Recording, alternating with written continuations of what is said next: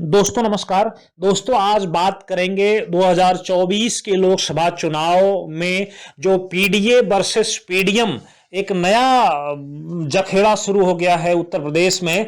एक पीडीए जिसका पिछले 3-4 महीने से अखिलेश यादव लगातार पीडीए को चर्चा में ला रहे हैं, जिसका मतलब पिछड़ा दलित अल्पसंख्यक वो हर मन से कहते रहते हैं और कभी उन्हीं की सहयोगी रही, समाजवादी पार्टी की सहयोगी रही अपना दल कमेरावादी की नेता पल्लवी पटेल और एआईएमआईएम के अध्यक्ष असदुद्दीन ओवैसी ने नया नारा दिया है जिसका नाम उन्होंने पीडीएम रखा है, पिछड़ा दलित अल्पसंख्यक की जगह मुस्लिम।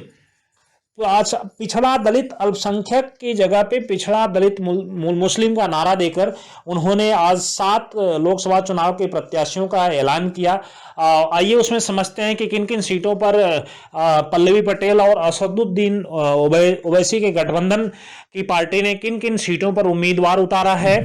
पल्लवी पटेल और ओवैसी के गठबंधन ने जो उम्मीदवारों की सूची जारी की है, इस लिस्ट में एक मुस्लिम प्रत्याशी हैं। पीडीएम मोर्चा की ओर से जारी सूची में बरेली लोकसभा सीट से सुभाष पटेल को प्रत्याशी बनाया गया है।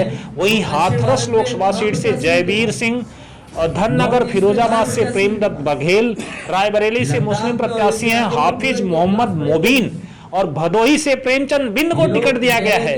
फतेहपुर सीट से रामकिशन पाल और चंदौली लोकसभा सीट से जवाहर बिंद को टिकट दिया गया है। पल्लवी पटेल ने समाजवादी पार्टी से गठबंधन टूटने के बाद लोकसभा चुनाव में उतरने के लिए बहुजन समाजवादी पार्टी का सहारा लेना चाह रही थी, लेकिन वहां से उनको कोई बहुत पॉजिटिव नहीं, उनके लिए कोई बहुत पॉजिटिव पॉइंट नहीं मिला और ऐसा कहते हैं कि मायावती आखिरी मोमेंट में पल्लवी को लेने से मना कर दी। 5 सीट मांग रही थी, 5 से 3 पर बात हुई, 3 से 2 पर बात हुई थी, लेकिन वो बात नहीं बनी। आखिर वक्त में मायावती ने डिनाई कर दिया पल्लवी से मिलने के लिए।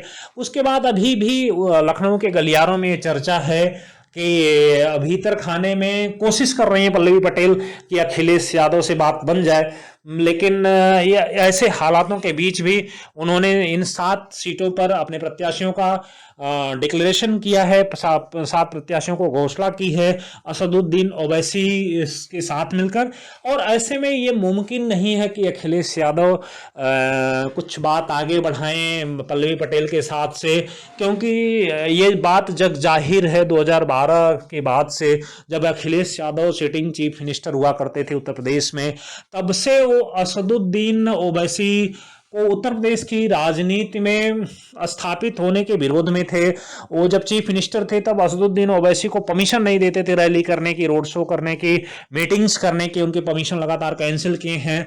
अखिलेश इस बात को जानते हैं कि जैसे असदुद्दीन ओवैसी की एंट्री होगी, एक तो 2 नुकसान सबसे बड़े जो उठाने पड़ेंगे समाजवादी पार्टी को। पहला ये कि असदुद्दीन ओवैसी जो बातें करते हैं उससे पोलराइजेशन का खतरा रहता है। वो लगातार ऐसी बातें करते हैं मीडिया में, सोशल मीडिया में, पब्लिक मीटिंग्स में कि जो हिंदुओं को नागवार लगे, और वहीं दूसरी तरफ वो मुसलमान वोटों को इंटैक्ट करके अपना एक दबदबा कायम कर ले जाएंगे, जो कि समाजवादी पार्टी के साथ अभी उत्तर प्रदेश के मुसलमान हैं। ऐसे हालात में ये माना जा सकता है कि अब पल्लवी पटेल के लिए समाजवादी पार्टी के सारे दरवाजे बंद हो चुके हैं।